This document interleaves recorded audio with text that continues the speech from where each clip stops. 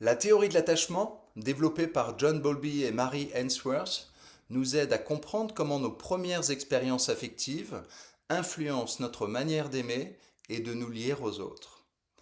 Parmi les différents styles d'attachement, l'attachement évitant se distingue par une tendance à minimiser les besoins émotionnels, à se méfier de la dépendance affective et à une grande difficulté à exprimer du désir comme à s'engager.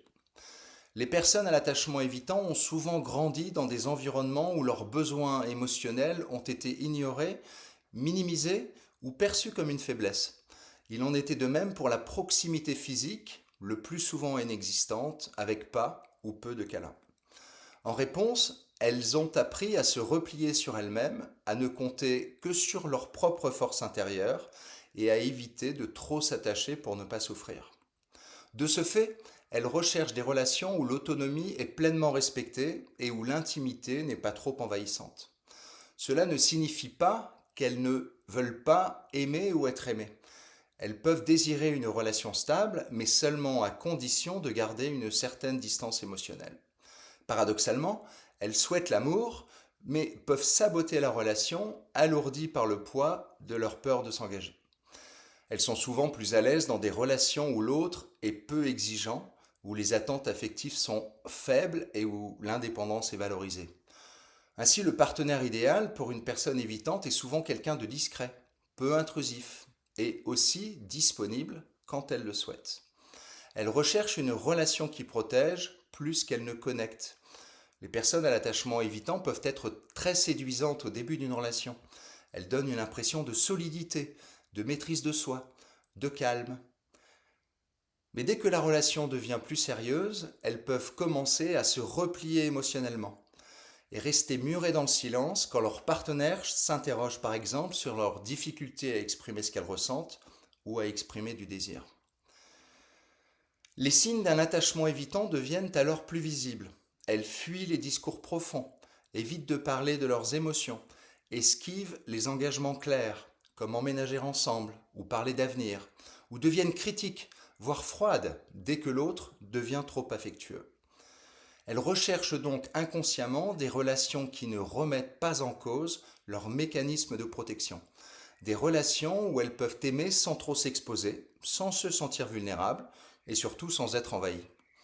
Chez l'attachement évitant, avec l'attachement évitant, il y a souvent une peur profonde d'être blessé, bien qu'elle soit rarement reconnue consciemment. Alors ce qui domine, c'est une volonté de contrôler les émotions et les interactions affectives pour éviter tout débordement. Cela les amène à rechercher des partenaires peu démonstratifs, voire des relations à distance géographique. Certaines personnes évitantes peuvent aussi choisir, volontairement ou non, des partenaires indisponibles émotionnellement, voire indisponibles tout court, car déjà en couple, afin de rester dans un schéma relationnel sécurisant pour elles, même s'il est insatisfaisant à long terme. Il n'est pas rare qu'elles alternent entre proximité et retrait. Elles peuvent vouloir de l'affection un jour, puis se montrer froides ou distantes le lendemain. Ce va-et-vient peut être déroutant pour leur partenaire, mais il reflète leur lutte interne entre le désir de lien et la peur de l'intimité masquée par un besoin de contrôle. Alors ce qu'il faut comprendre, c'est que les personnes à l'attachement évitant ne sont pas forcément incapables d'aimer, comme je le disais précédemment.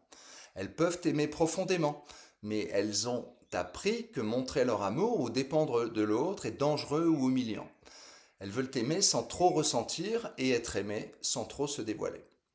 Elles recherchent donc des relations qui sont émotionnellement sûres, avec peu de conflits et peu de confrontations émotionnelles, basées sur le respect de l'espace personnel, chacun chez soi, chacun sa vie, rationnelles, où la logique prévaut sur l'émotion, prévisibles, pour éviter les surprises affectives et les insécurités, et vous l'avez compris, sans engagement.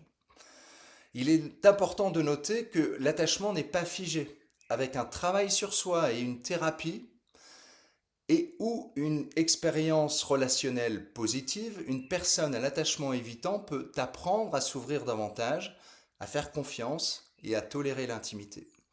Ce processus demande cependant du temps et surtout un environnement relationnel où elle ne se sent pas jugée ni étouffée ni manipuler. Un partenaire sécurisant ou une partenaire sécurisante, patient et émotionnellement stable peut aider à créer ce climat de confiance. En conclusion, les personnes à l'attachement évitant recherchent des relations qui leur permettent de se sentir libres et protégées de l'intrusion émotionnelle. Elles veulent de l'amour, mais à une distance contrôlée. Elles veulent être en lien, mais sans se sentir dépendantes ni vulnérables. Leur plus grand défi est souvent d'apprendre à voir que l'intimité ne détruit pas la liberté et que la dépendance affective n'est pas forcément une menace. Elle peut au contraire être une force si elle est saine et réciproque. Vous souhaitez en savoir plus sur la sexualité dans un couple avec une personne à l'attachement évitant ou sur le rejet par une personne à l'attachement évitant? Je vous invite alors à regarder les vidéos de cette chaîne sur le sujet et à vous abonner pour recevoir celles qui vont suivre. À bientôt!